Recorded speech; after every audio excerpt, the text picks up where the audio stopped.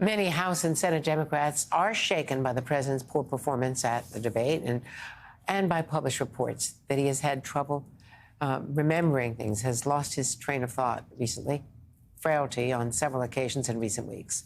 Tuesday, Texas Democratic Congressman Lloyd Doggett became the first sitting member to urge him to step aside in an interview with Hallie Jackson. Joining me now is Democratic Congresswoman Debbie Dingell from Michigan. Congresswoman, thank you very much for being with us. So the New York Times is reporting that the president has told a key ally that he knows he may not be able to save his candidacy if he cannot convince the public in the coming days that he's up to the job. White House is strongly denying that report. It's from a single anonymous source. We have not confirmed it, but what are you hearing from fellow Democrats about concerns, rising concerns, that he really will not be able to pull this off? So, Andrea, it's good to be with you. Happy almost 4th of July. First of all, I want to be really clear. I have not heard anything like what's being reported in the New York Times. And there are so many, as you and I know, we've witnessed it. There are a lot of things in the ecosphere right now that have no truth. And I want to tell you that Joe Biden is loved.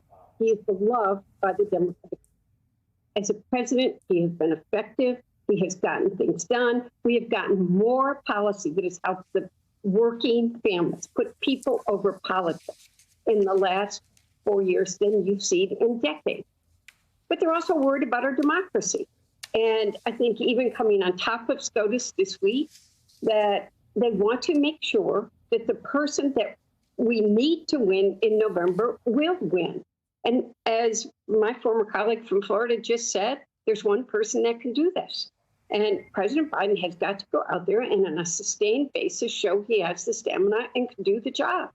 Because I think there were two losers on Thursday night. I don't think the president had a good night. We all know that. We've talked it to death.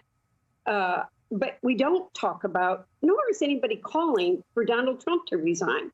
He told more lies. That's all been documented by people in the media, not by me. But he doubled down on things that I care about. One, being proud of overturning Roe versus Wade. Women across the country want to be able to make their own health care decision, period. The government doesn't have a place in a woman's right to choose.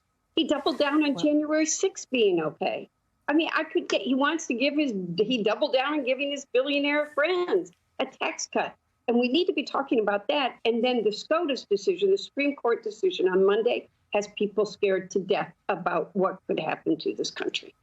Well, with that framework, with all of the lies that every fact checker has said that Donald Trump spoke in almost every answer at that debate, and the Supreme Court decision, and the whole issue of women's choice and everything else that's out there, doesn't that make the decision about who's at the top of the ticket even that much more critical? And if there's any concern, as has been expressed by others, about the president's, health, frankly, in recent weeks, should there be a change? What I'm going to tell you is that he has to show that he can do the job, and he has to do that on a sustained basis. I've said that from the morning after the debate, because it was a performance that people were not expecting. I also think it's not as simple as everybody wants it to be to change. A lot of states have voted, but only one person can make that decision and can show the country how strong he can and is. And all of us can sit there and debate it and do commentary. There's one person.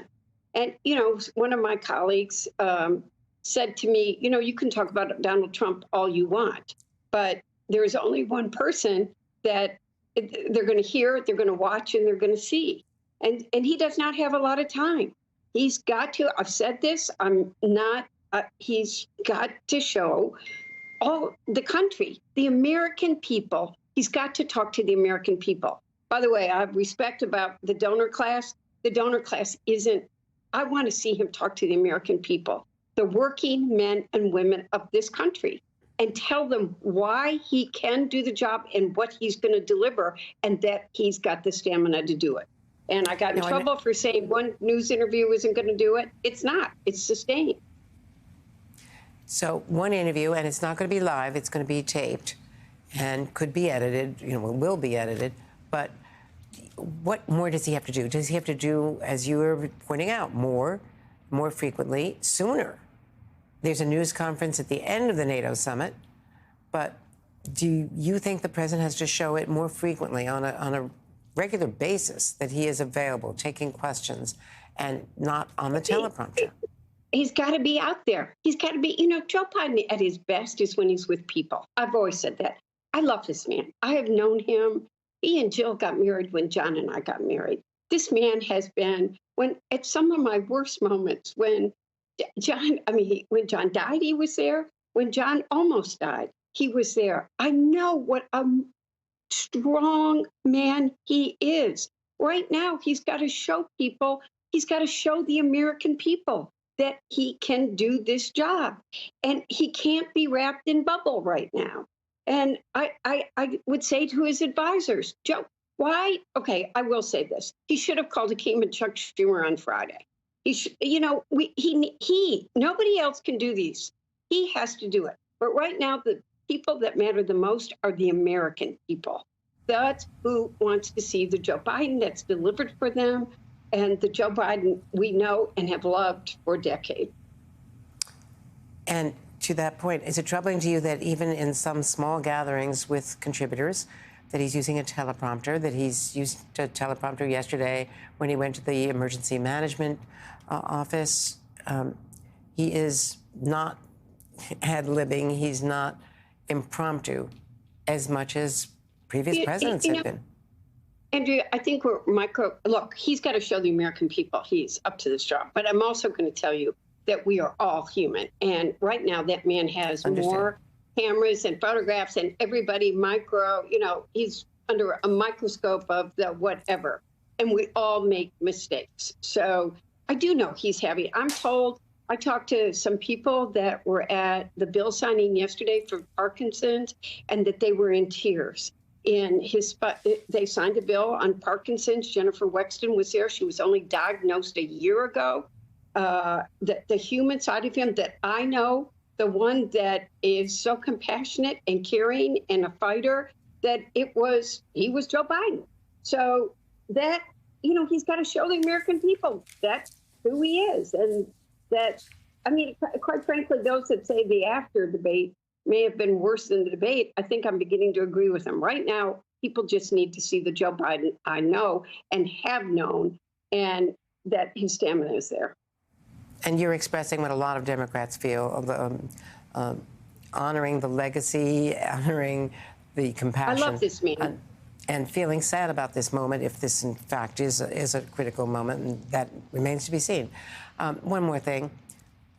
Staff members and others are expressing concern that his son, Hunter, as much as he loves him, has been in the West Wing in staff meetings this week as an advisor. Is that wise?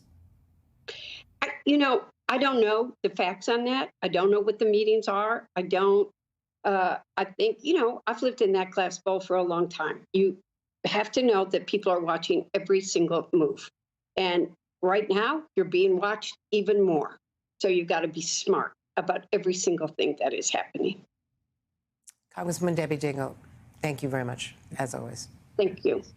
Hey there, MSNBC fans. I'm Luke Russert, and be sure to join me, Rachel Maddow, Jen Psaki, Lawrence O'Donnell, Steve Kornacki, Joy Reid, and many more September 7th in Brooklyn, MSNBC Live Democracy 2024. Click on the link for ticket information.